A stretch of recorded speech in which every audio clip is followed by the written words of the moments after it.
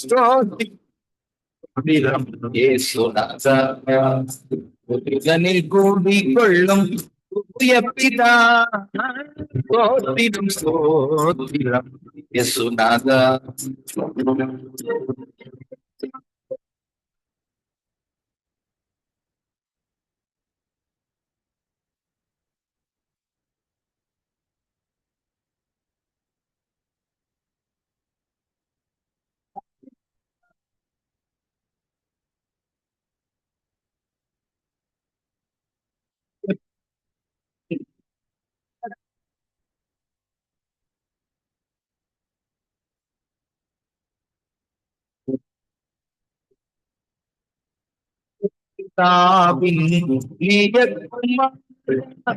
நிலத்தில் வந்து உதித்த நிர்மல பாதம்.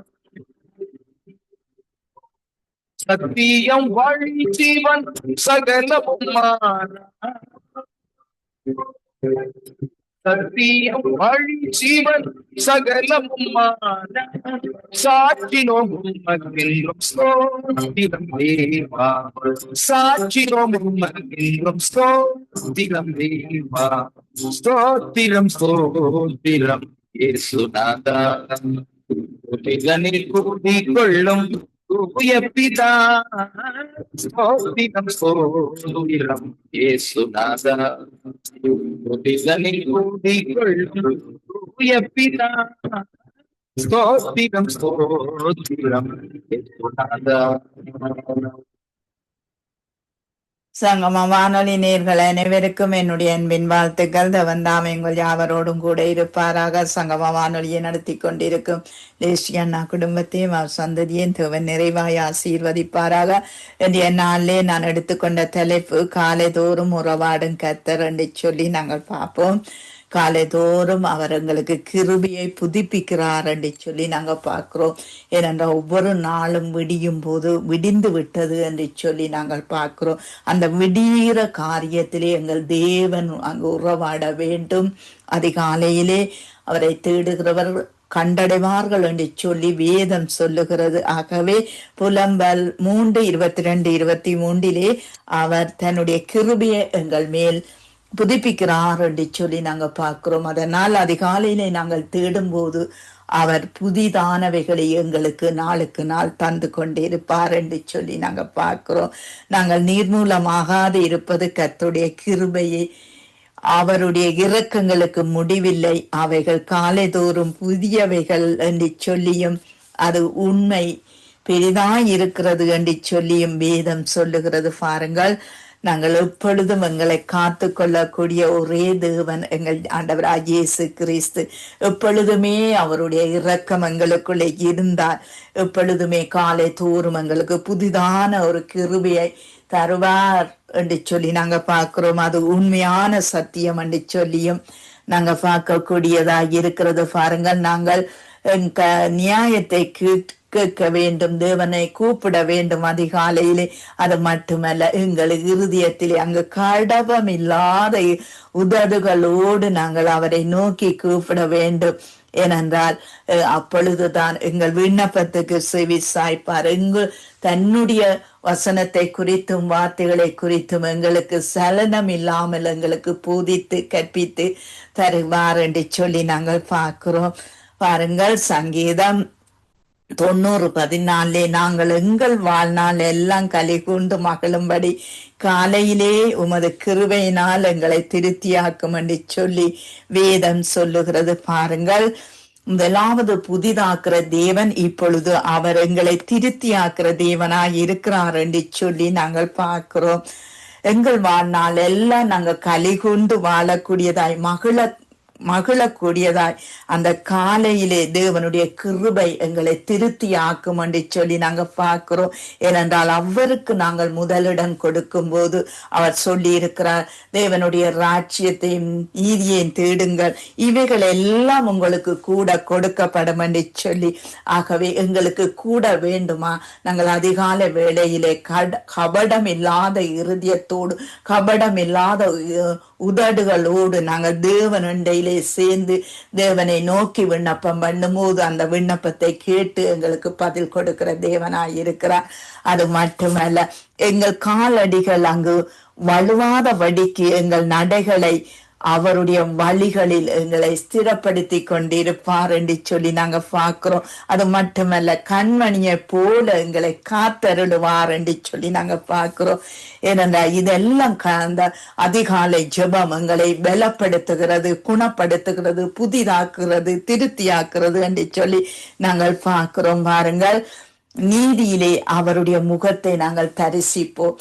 தேவனுடைய நீதி எங்களுக்குள்ளே இறங்கும் போது எங்களுக்குள்ளே அங்கு பரிசுத்த ஆவியானவர் வாசம் பண்ற அந்த பரிசுத்த ஆவியானவர் அவருடைய முகத்தை நாங்கள் தரிசிக்க கூடியதாய் கர்த்தர் மாற்றுவார். ஏனென்றால் நாங்கள் விழிக்கும் போது அவருடைய சாயல்லே, நாங்கள் அதிகாலையிலே விழிக்கும் போது அவருடைய சாயல்லே நாங்கள் திருப்தியாவோம். ஏனென்றால் ஆண்டவர் மனித குலத்தை அவர் தன்னுடைய சாயலும் ரூபத்திலும் தான் எங்களை படைத்திருக்கிறார். பாருங்கள், இவ்வளவு அன்புள்ள தெய்வனாய் இருக்கிறார். தன்னை போல தன்னுடைய பிள்ளைகளை அவர் சிருஷ்டித்திருக்கிறார், உருவாக்கி இருக்கிறார். அந்த சாயல்ல நாங்கள் அதிகாலையிலே தேடும் போது அந்த சாயல்லே நாங்கள் திருப்தியாவோம் என்று சொல்லி நாங்கள் பார்க்கிறோம். மூன்றாவது காரியம் 2 கொரிந்தியர் 9:8 அதிகாரத்திலே, தேவன் உங்களிடத்தில் சகலவித கிருபையையும் பெருகச் செய்ய வல்லவராய் இருக்கிறார். கிருபையை பெருகச் செய்ய வல்லவராய் இருக்கிறார். கிருபையினால் தான் நாங்கள் எல்லாவற்றையும் நாங்கள் பெற முடியும். கிருபையினால், தேவனுடைய கிருபை இருந்தால் நோய்கள் குணமாகும். அங்கு ஏற்பட்ட குறைவுகளாய் இருந்தாலும் இயேசு கிறிஸ்துவுக்குள்ளே நிறைவாகும் என்று சொல்லி வேதம் சொல்லுகிறது. பாருங்கள், என்னென்ன குறைவுகள் எங்களுக்குள்ளே இருக்குதோ அதை நாங்கள் தேவனுடைய சமூகத்திலே அதிகாலையிலே கபடம் இல்லாத இருதயத்திலே அவருடைய நீதியோடு கேட்கும் போது நிச்சயமாய் அதை எங்களுக்கு தந்தருள்வார் என்று சொல்லி நாங்க பார்க்கிறோம். யாக்கோபு 4வது அதிகாரம் 6வது வசனத்திலே அவர் சொல்லுகிறார், அதிகமான கிருபையை அளித்திருக்கிறாரே, பெருமை உள்ளவருக்கு எதிர்த்து நிற்கிறார், தாழ்மை உள்ளவருக்கோ கிருபை அளிக்கிறார் என்று சொல்லி நாங்க பார்க்கிறோம். பாருங்கள், அதிகாலையில எழுந்து அங்கு சோம்பல் படாமல் எழுந்து அவருக்கு முன்பாக இருக்கும் போது அந்த தாழ்மை எங்களுக்கு கிருபை அளிக்கிறது என்று சொல்லி நாங்க பார்க்கிறோம். அதே முதலாவது எங்களுக்கு ஆசீர்வாதமாய் இருக்கிற அதிகால வேளையில தேவனை தேடுகிற உணர்வுள்ள இருதயத்தை அவர் ஆசீர்வதிக்கிற தேவனாய் இருக்கிறார் என்று சொல்லி நாங்கள் பார்க்கிறோம். பாருங்கள், அடுத்த காரியம் சங்கீதம் 42:8 கர்த்தர் பகல் காலத்திலே தமது கிருபையை கட்டளையிடுகிறார். இரா காலங்களிலே அவரை பாடும் பாட்டு என் வாயில் இருக்கிறது. என் ஜீவனுள்ள தேவனை நோக்கி விண்ணப்பம் செய்வேன் என்று சொல்லி எங்களுடைய விண்ணப்பத்தை அவர் கேட்க வேண்டும் என்றால் இந்த கிருபை முக்கியமாய் இருக்கிறது. அந்த கிருபை எங்களை புதுப்பித்து எங்களை அங்கு திருப்தியாக்கி எங்களை பெருகச் செய்து அங்கு கிருபையை அளித்த தேவன் எங்களுக்கு கிருபையினால் எல்லாவற்றையும் கட்டளையிடுவார். நாங்கள் கேட்கிற எங்கள் ஜெபங்களுக்கு அவர் கிருபை இருந்தால் அவர் முழுமையாய் எங்களை ரட்சித்து எங்களை ஆசீர்வதிக்கிற தேவனாய் இருக்கிறார் என்று சொல்லி நாங்கள் பார்க்கிறோம். அது மட்டுமல்ல, சங்கீதம் 59வது சங்கீதத்திலே 16வது வசனத்திலே, நானோ உம்முடைய வல்லமையை பாடி காலையிலே உம்முடைய கிருபையை மகிழ்ச்சியோடு புகழ்வேன்.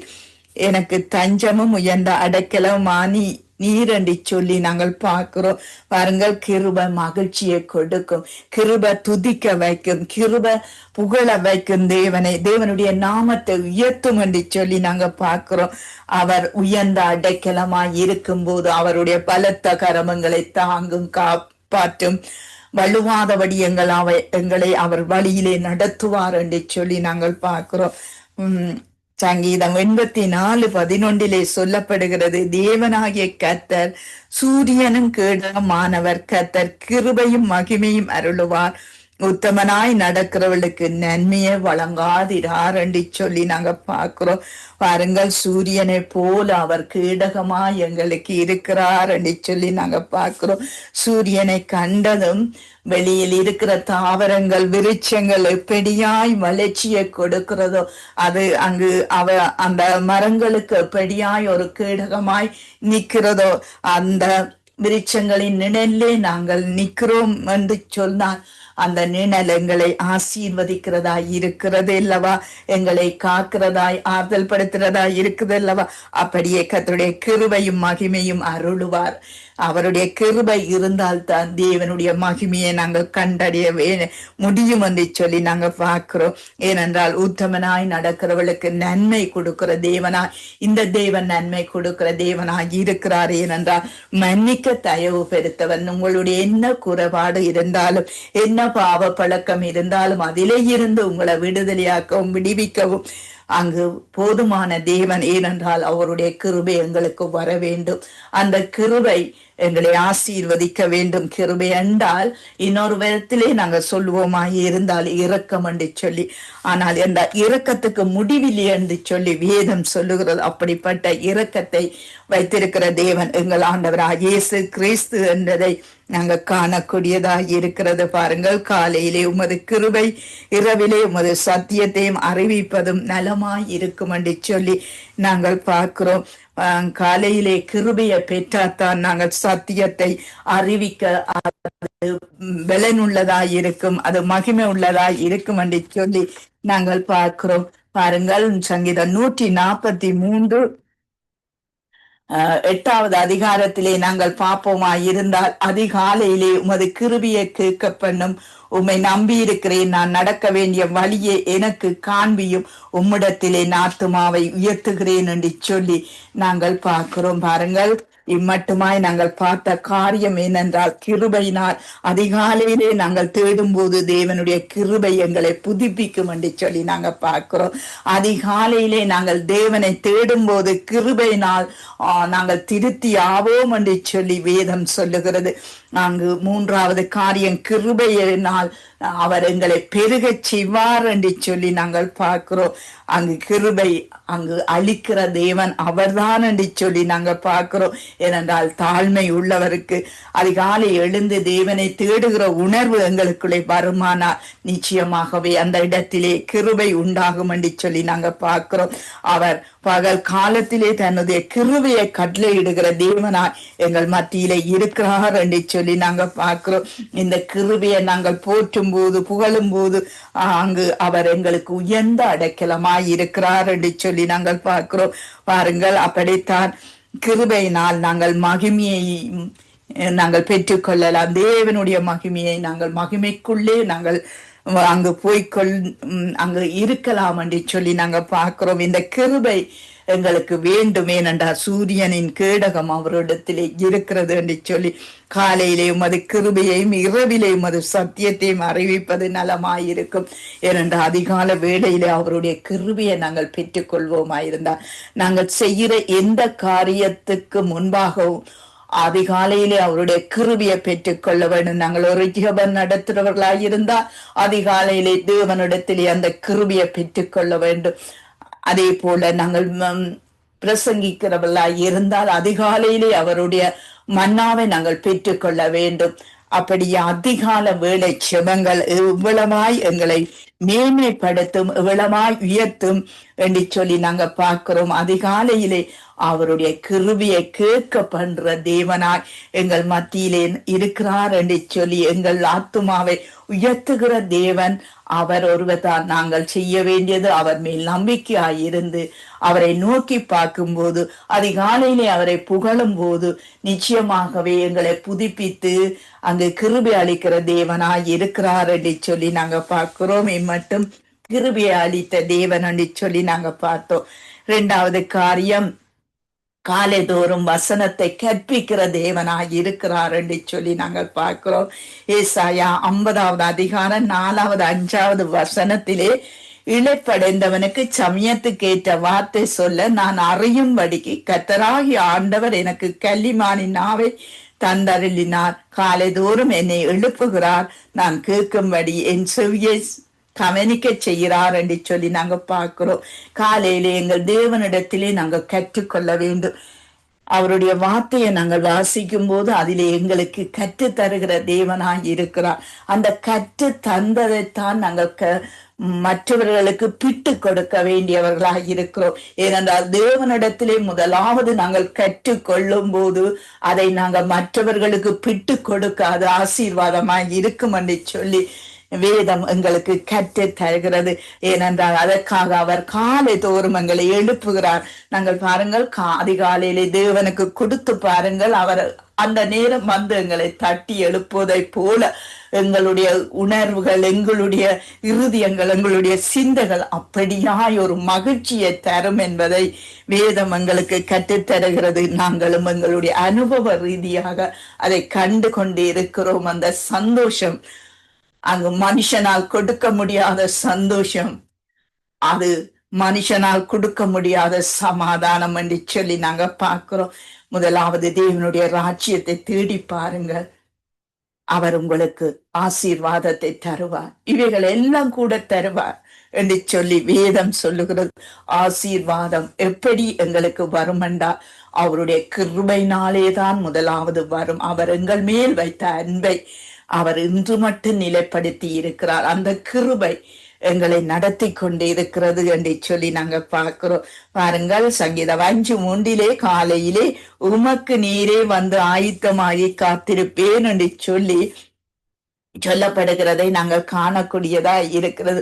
பாருங்கள், அதிகால வேளையிலே அவருக்கு நேராய் நாங்கள் வந்து காத்திருக்க வேண்டும். அப்பொழுதுதான் நாங்கள் கற்றுக்கொள்ள முடியும் என்பதை நாங்கள் காணக்கூடியதா இருக்கிறது. ஏனென்றால் தேவனிடத்திலே தான் எல்லாவற்றையும் நாங்கள் சரியாக நீத்தியாக கற்றுக்கொள்ள கூடியதா இருக்கும்.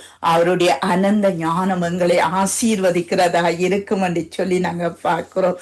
அது மட்டுமல்ல, சங்கீதம் 119:81 நாங்க பார்க்கிறோம், உம்முடைய ரட்சிப்புக்கு என் ஆத்துமா தவிக்கிறது, உம்முடைய வசனத்துக்கு காத்திருக்கிறேன். பாருங்கள், எங்களுடைய ரட்சிப்பு நாளுக்கு நாள் அங்கு ஸ்திரப்பட வேணும் என்று சொன்னால், நிலப்பட வேணும் என்று சொன்னால் நாங்கள் என்ன செய்ய வேண்டும்? எங்கள் ஆத்துமாவிலே அவரை நோக்கி நாங்கள் பார்க்க வேண்டும், புகழ வேண்டும், வார்த்தையை வாசிக்க வேண்டும், தியானிக்க வேண்டும், கற்றுக்கொள்ள வேண்டும் என்று சொல்லி நாங்க பார்க்கிறோம். உம்முடைய வசனத்துக்கு காத்திருக்கிறேன். ஆண்டவரிடத்திலே வசனத்துக்கு காத்திருங்க. இன்றைக்கு என்ன வசனத்தை நான் கொடுப்பது ஆண்டவரே, அந்த வசனத்தை எனக்கு சொல்லும் என்று சொல்லி நீங்க காத்திருக்கும் போது அந்த மந்தைக்குரிய வசனங்களையும் வார்த்தைகளையும் உங்களுக்கு தருவார். அந்த மந்தையிலே நீங்கள் எதை ஆறுதல் படுத்தி அந்த மந்தையை நீங்க கட்ட வேணுமோ அந்த மந்தைக்குரிய ஆசீர்வாதங்களை உங்களுக்கு தருவார். அவசரமான உலகிலே அங்கு ஆசீர்வாதங்களும் அங்கு கெட்டுக்கொண்டு போகிறது. ஆனால் இந்த தேவனுடைய சமூகத்திலே ஆறுதலாய் நீங்கள் அவரோடு இணைந்து கேட்கும் போது அவர் கற்றுக் கொடுப்பார். அவர் கற்றுக் கொடுக்கிறது எல்லாருக்குமே ஒரு ஞானமாய் இருக்கும். ஞான உதட்டில் இருந்து வருகிற ஒவ்வொரு வார்த்தையாய் அவர்களுக்கு பலனளிக்கிற வார்த்தையாய் இருக்கும் என்று சொல்லி நாங்கள் பார்க்கிறோம். நாங்கள் அதிகால வேளை எவ்வளவாய் நாங்கள் சேவிக்க வேண்டியவர்களாய் இருக்கிறோம். அதிகாலை ஒவ்வொரு விடியலும் எங்களுக்கு அங்கு பலனுள்ளதாய் இருக்க கர்த்தராம் எங்களுக்கு நடத்த வேண்டும். அவரை நோக்கி நாங்கள் பார்க்க வேண்டும், அவரை நோக்கி நாங்கள் கற்றுக்கொள்ள வேண்டும், வசனத்தை கற்றுக்கொள்ள வேண்டும். முதலாவது கிருபை அவரிடத்திலே இருக்க வேண்டும். இரண்டாவது வசனத்தை நாங்கள் கற்றுக்கொள்ள வேண்டும். பாருங்கள், சங்கீதம் 119:114 சொல்லப்படுகிறது, என் மறைவிடமும் என் கேடகமும் நீரே, உம்முடைய வசனத்துக்கு காத்திருக்கிறேன் என்று சொல்லப்படுகிறதை நாங்கள் காணக்கூடியதாய் இருக்கிறது. நாங்கள் மறைவிடத்தில் எங்கள் அறை வீட்டுக்குள்ளே எங்கள் தேவனாகிய எங்கள் கேடகத்தை நாங்கள் நோக்கி பார்க்க வேண்டும். அப்பொழுது தான் அந்த வசனம் எங்களுக்கு அவர் தருவார். அவர் சில வேளைகளிலே ஒவ்வொருவருக்கு ஒவ்வொரு மாதிரி தரிசனங்களை கொடுப்பார். சில பேருக்கு தேவனுடைய சத்தமே அப்படியாய் வரும், சிலவருக்கு அப்படியாய் கர்த்தர் மறைவிடத்திலே பூசிக்கிற தேவனாய் இருக்கிறார். மறைவான மன்னாவை கொடுக்கிற தேவனாய் இருக்கிறார். அவரை தேடுகிற யாவருக்கும் அவர் மறைவான மன்னாவை கொடுத்துத்தான் ஆசீர்வதிக்கிறார் என்று சொல்லி நாங்க பார்க்கிறோம். பாருங்கள், நீங்கள் எதை செய்தாலும் என்னத்தை செய்தாலும் அவருடைய மறைவான மன்னா எங்களை பூசித்து உயிர்ப்பித்து கட்டும் என்பதை நாங்கள் காணக்கூடியதா இருக்கிறது. பாருங்கள், இஸ்ரவேல் ஜனங்கள் வனாந்தரத்திலே மன்னாவை புசித்தார்கள்.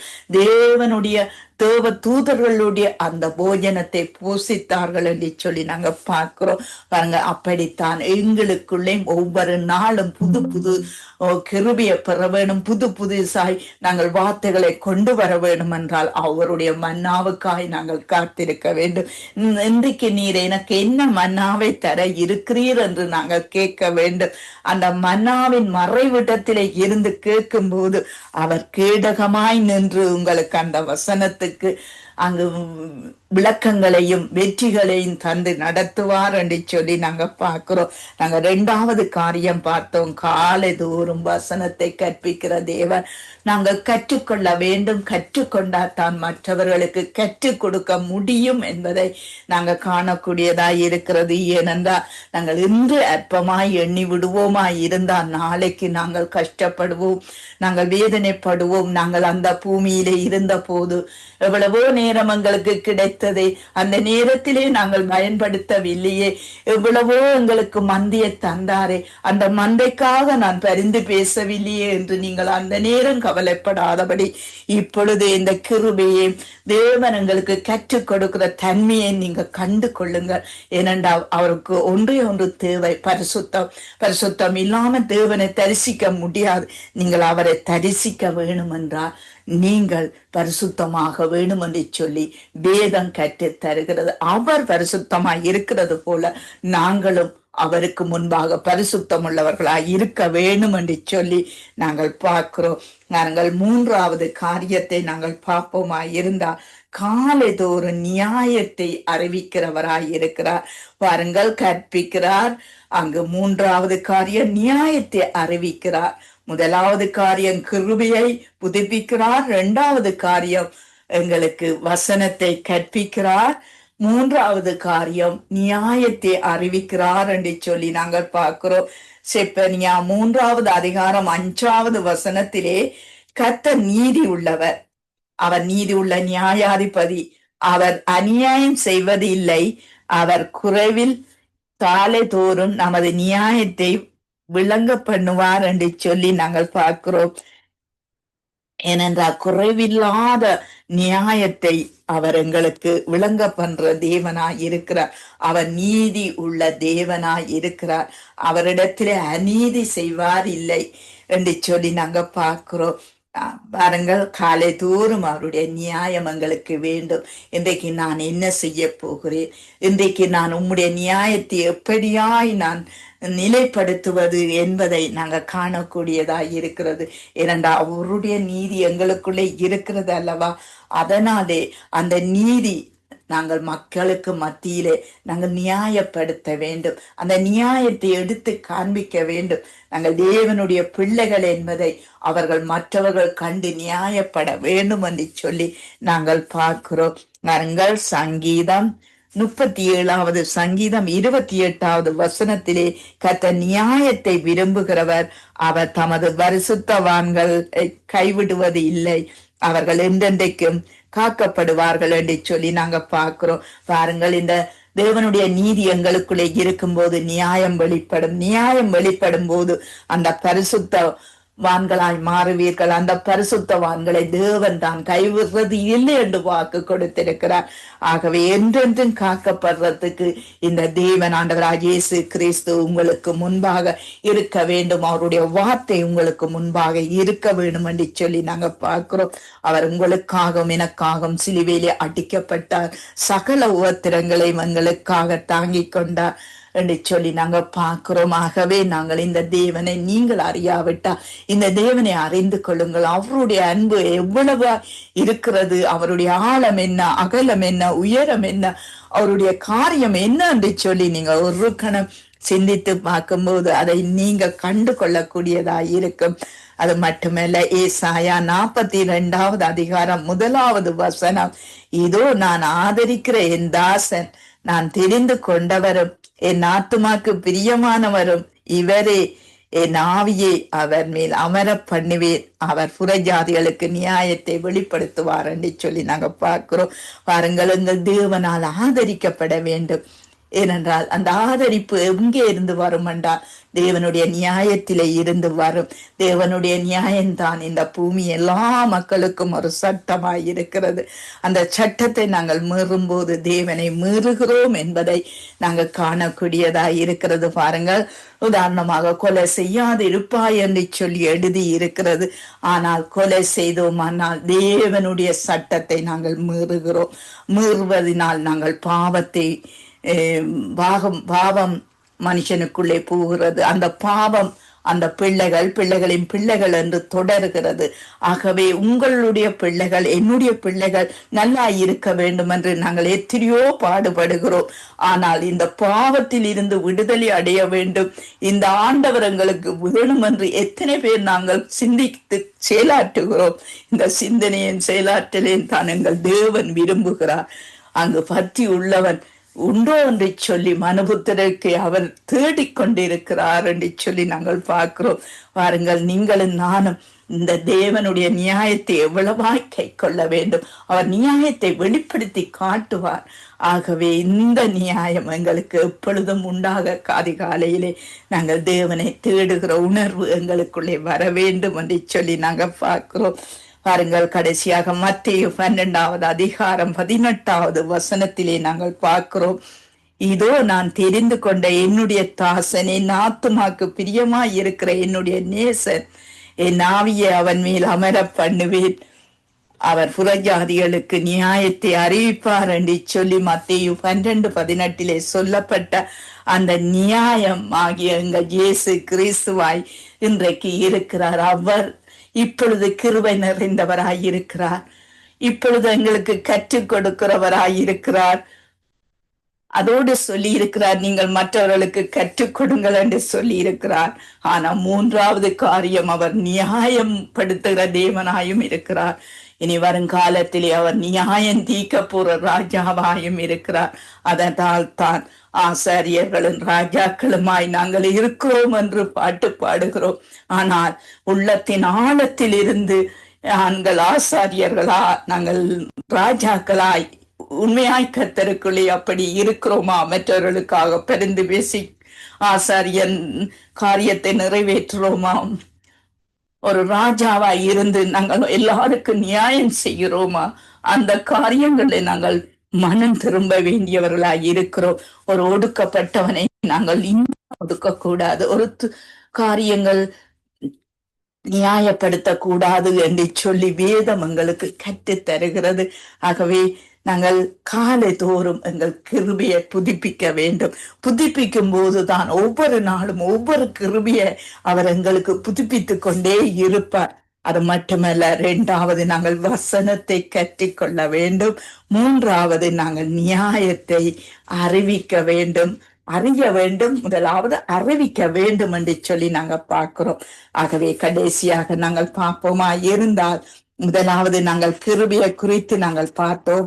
கிருபையிலே பாருங்கள், அதிகாலை வேளையிலே தேடும் போது புதிய புதிய காரியங்களை தருகிறார்.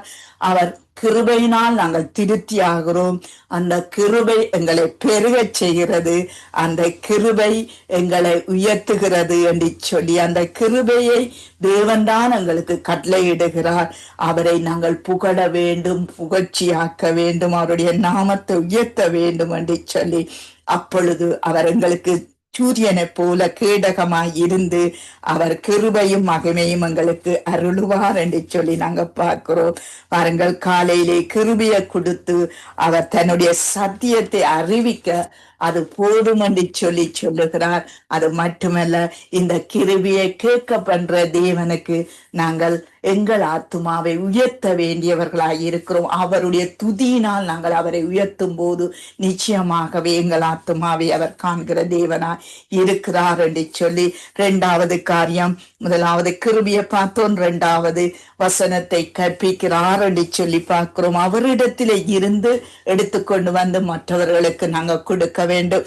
ஏனென்றால் அங்கு பரவி போகிற ஆறுகளை போல இந்த தேவனுடைய பிள்ளைகள், தேவனுடைய ஊழியத்தை செய்கிறவர்கள், தேவனுடைய வசனங்களை எடுத்து பிரயோசனப்படுத்துறவர்கள் இப்படியாய் பரவி போகிற ஆறுகளை போல எல்லா குடும்பங்கள், வீடுகள், தேசங்கள் எல்லாம் செழிப்பாக கூடிய ஒரு காரியத்தை ஆண்டவர் செய்ய சொல்லி சொல்லி இருக்கிறார். ஆகவே நாங்கள் அதற்காக நாங்கள் தேவனை ஸ்தோத்திரிக்கிறோம். அது மட்டுமல்ல, நாங்கள் அதிகாலையிலே அவர் எங்களை எழுப்பி அவருக்கு எழுப்பும் போது நாங்கள் எழும்பி அவருக்கு முன்பாக நாங்கள் அவருக்கு நேராக ஆயத்தமாகி நிற்கும் போது அவர் எங்களுக்கு கேடகமாய் நின்று எங்களை காக்கிற தேவனாய் இருக்கிறார். எங்கள் மறைவிடங்களை, எங்கள் நினைவுகள், சிந்தனைகளை எல்லாம் அவர் அறிந்திருக்கிறார் என்று சொல்லி நாங்க பார்க்கிறோம். அவர் மனுபுத்திரரை அறிந்திருக்கிறார் என்று சொல்லி நாங்க பார்க்கிறோம். நாங்கள் எங்கேயும் ஓடி ஒழிக்க முடியாத அவருக்கு முன்பாக நாங்கள் எங்களை தாழ்த்தி நிற்கும் போது அவருடைய பலத்த கரமங்களை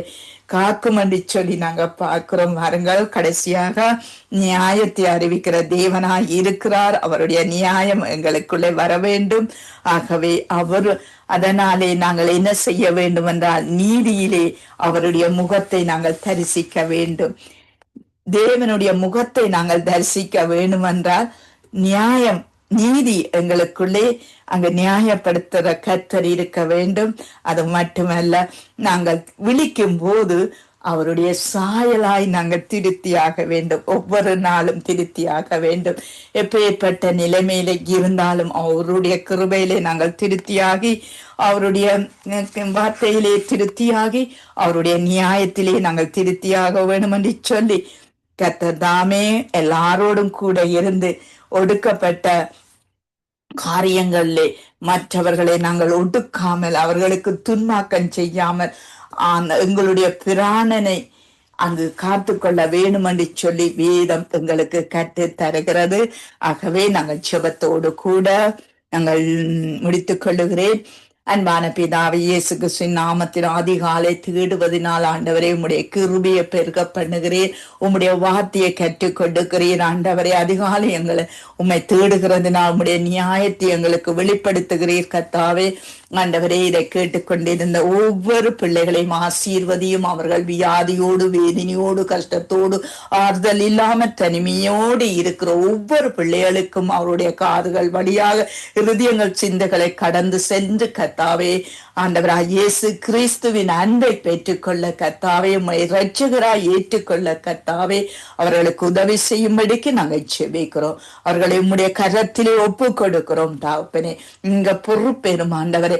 சங்கம வானொலி காயலேசியனா மனைவி, பிள்ளைகள், சந்ததி, குடும்பம் ஆண்டவரே, அவர்கள் எல்லைகளை பெரிதாக்கி அவர்களை ஆசீர்வதியும் கர்த்தாவே. ஆண்டவரே, ஒவ்வொன்றிலும் உடைய ஆண்டவரை கர்த்தாவே, உம்முடைய மகிமையும் ஆண்டவரை, உம்முடைய வல்லமையும் பெருகும்படிக்கு நாங்கள் செபிக்கிறோம். எந்த காரியமும் ஆண்டவரை கர்த்தாவே செய்யும் போது ஒரு வல்லமையோடு செய்யக்கூடிய ஒரு கிருபையை கொடுத்து கர்த்தாவே நடத்தும்படி ஆண்டவரே, சங்கம வானொலி ஊழியம் செய்கிற பிள்ளைகள், மந்தைகளை மேய்க்கிற பிள்ளைகள் கர்த்தாவே, ஆண்டவரை செபிக்கிற பிள்ளைகள், துதிக்கிற பிள்ளைகள் தங்களுடைய தாளந்துகளை கொண்டு வந்து உமக்கு முன்பாக ஆண்டவரே மகிமைப்படுத்துற ஒவ்வொரு பிள்ளைகளுக்காய், குடும்பங்களுக்காய், வீடுகளுக்காய், சபைகளுக்காய் நன்றி சொல்லி ஆண்டவரே உம்முடைய சமூகத்திலே இன்றைய நாளை ஒப்பு கொடுத்து சகல துதி கன மகிமை உமக்குரியதப்பா. உமக்கே செலுத்துகிறோம். இயேசுவின் நாமத்தை செபிக்கிறோம் பிதாவே. ஆமேன், ஆமேன். கர்த்தரும் மேய்ப்பெருமாயிருக்கிற இயேசு கிறிஸ்துவின் இனி நாமத்தில் ஒரு புதிய வாக்குத்தத்தத்தோடு உங்களை நான் சந்திப்பதில் நான் மிக்க மகிழ்ச்சி அடைகிறேன். இந்த காலை வேளையிலும் 25ஆம் தேதி 5ஆம் மாதம் 2025ஆம் ஆண்டு ஞாயிற்றுக்கிழமை, இன்றைய நாளிலும் ஆண்டவர் நமக்கு கொடுக்கிற ஒரு அருமையான வார்த்தை 1 யோவான் 3ஆம் அதிகாரம் 18வது வசனத்தை வாசிக்க கேட்போமாயிருந்தால், கர்த்தருடைய வார்த்தை சொல்லுகிறது, என் பிள்ளைகளே, வசனத்திலும் நாவிலும் அல்ல, கிரிகையினாலும் உண்மையினாலும் அன்பு கூற கடவோம் என்று இந்த வார்த்தை இந்த நாட்களிலே நமக்கு சொல்லுகிறதை பார்க்கிறோம். கர்த்தருடைய பிள்ளைகளே, அன்பு பிள்ளைகளே, இந்த இடத்திலே இங்கே யோவான் இப்படியாக எழுதுகிறார். எப்படி என்றால், வசனத்தினாலும் நாவினாலும் அல்ல, கிரிகையினாலும் உண்மையினாலும் அன்பு கூற வேண்டும் என்பதை குறித்து அவர் தெளிவாக இந்த இடத்திலே சொல்லுகிறதை பார்க்கிறோம்.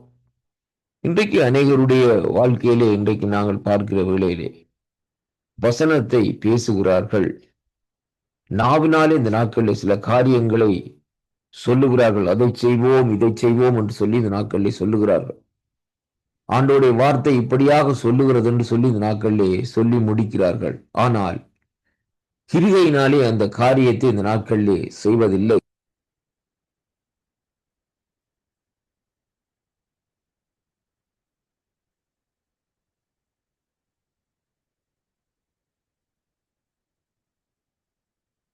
செய்வதில்லை. உண்மையாக அந்த காரியத்தை செய்வதில்லை. அருமையான கர்த்தருடைய பிள்ளைகளே, அன்பு கூறுகிறோம் என்று நாங்கள் சொல்லுகிறோம். ஏனென்றால் கர்த்தருடைய வசனம் சொல்லுகிறது, ஒருவர் மேல் இந்த நாட்களில் அன்பாயிருங்கள் என்று செய்வதில்லை. உண்மையாக அந்த காரியத்தை செய்வதில்லை. அருமையான கர்த்தருடைய பிள்ளைகளே, அன்பு கூறுகிறோம் என்று நாங்கள் சொல்லுகிறோம். ஏனென்றால் கர்த்தருடைய வசனம் சொல்லுகிறது, ஒருவர் மேல் இந்த நாட்களில் அன்பாயிருங்கள் என்று சொல்லி, அன்பே பிரதானம் என்று சொல்லி இன்றைக்கு சொல்லுகிறோம். கர்த்தருடைய பிள்ளைகளே, இது வசனத்தினுடைய காரியமாக இருக்கிறது. நாவினாலே அறிக்கை செய்கிறோம், நாவினாலே சொல்லுகிறோம். ஆனால் நம்முடைய கிரிகையினால் நாங்கள் அன்பு கூறுவதில்லை. அருமையான கர்த்தருடைய பிள்ளைகளே, நான் உங்களை நேசிக்கிறேன் என்று சொல்லுகிறோம். ஆனால் அதை கிரிகையினாலே இந்த நாட்களிலே வெளிப்படுத்த வேண்டும் என்பதைத்தான் இந்த வேத பகுதி நமக்கு இந்த நாட்களை கற்றுத்தருகிறது. இரண்டாவதாக, அந்த சொல்லப்பட்ட அந்த வார்த்தையின் நிமித்தம் பாருங்கள், உண்மையாக இந்த நாட்களில் இருக்க வேண்டும். அன்பு என்று சொல்லப்படுகிற காரியம் ஏதோ ஒரு பேச்சிலே சொல்லுகிற காரியம் அல்ல. உண்மையினாலே அந்த அன்பை கூற வேண்டும். அதை இந்த நாட்களிலே வேதம் தெளிவாக நமக்கு இந்த நாட்களிலே சொல்லுகிறதை பார்க்கிறோம். அன்பில்லாதவன் தேவனை அறியான் என்று சொல்லப்படுகிறது. அன்பு, வேதம் சொல்லுகிறது, சகல பாவங்களையும் மூடும் என்று சொல்லி இந்த நாட்களில் சொல்லப்படுகிறதை பார்க்கிறோம். பாருங்கள், கொரிந்தியரின் புஸ்தகத்திலே வாசிக்கிற வேளையிலே வேதம் தெளிவாக இந்த 12ஆம் அதிகாரத்திலே சொல்லப்படுகிறது, நாங்கள் என்ன காரியத்தை செய்தாலும் நம்மிடத்திலே அன்பில்லை என்றால் ஒன்றுமே இல்லை என்று அதை குறித்து இந்த நாட்களை சொல்லுகிறதை பார்க்கிறோம். அருமையான அன்பு பிள்ளைகளே, எவ்வளவு அன்னதானம் செய்தாலும் அல்லது இந்த நாட்களிலே எவ்வளவு காரியத்தை மற்றவர்களுக்கு இந்த நாட்களை கொடுத்தாலும் அல்லது இந்த நாட்களிலே எதைத்தான் இந்த நாட்களிலே வெளியேறப்பெற்ற காரியத்தை கொடுத்தாலும், ஆனால் அன்புக்கு ஈடாக ஒன்றுமே இல்லை என்பதைத்தான் இன்றைக்கு இந்த வார்த்தை ஊடாக நாங்கள் பார்க்கக்கூடியதாக இருக்கிறது. ஏனென்றால் அன்பினுடைய ஒரு விசுவசித்த தன்மை இந்த நாட்களிலே ஒரு மனுஷனுடைய இருதயத்திலே இந்த நாட்களிலே இருந்து புறப்பட வேண்டும் என்பதைத்தான் வேத வார்த்தை நமக்கு தெளிவாக இந்த நாட்களில் சொல்லுகிறதை பார்க்கிறோம். ஆண்டவராய் இயேசு கிறிஸ்து பாருங்கள், இந்த பூமிக்கு வந்ததன் நிமித்தம் பாருங்கள், பிதாவாகிய தேவன் வேதம் சொல்லுகிறது, அவர் தன்னுடைய ஜனங்கள் மீது அன்பு வைத்தார். அதன் நிமித்தம் தன்னுடைய உரிமை பேரான குமாரனை இந்த பூமியிலே தந்து இவ்வளவாய் அன்பு கூர்ந்தார் என்று. ஆனால் ஆண்டவர் அந்த வார்த்தையை சொன்னாலும் அதை கிரியையினால் இந்த நாட்களில் வெளிப்படுத்தினார். தன்னுடைய குமாரனை கல்வாரிக்கு அனுப்பி கல்வாரியிலே அவர் அடிக்கப்பட்டு இரத்தத்தை சிந்த பண்ணி இந்த நாட்களிலே அந்த இரத்தத்தின் மூலமா இந்த நாட்களில் அவர் அன்பு கூர்ந்தார் என்று சொல்லி அங்கே காணக்கூடியதாக இருக்கிறது.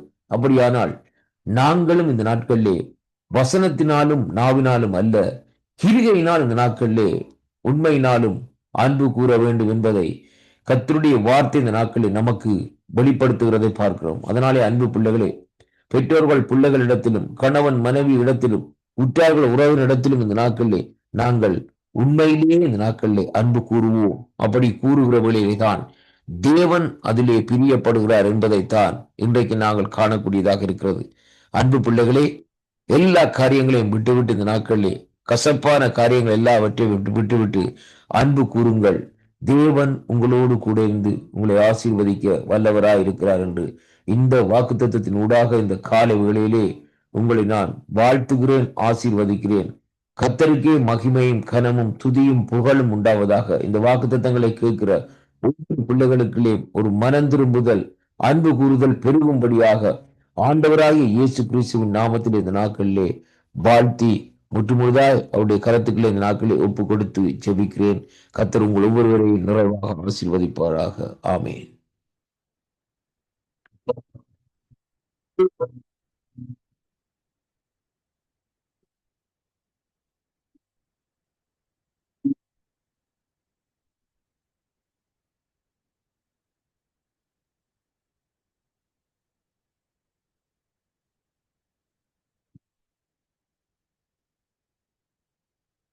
Some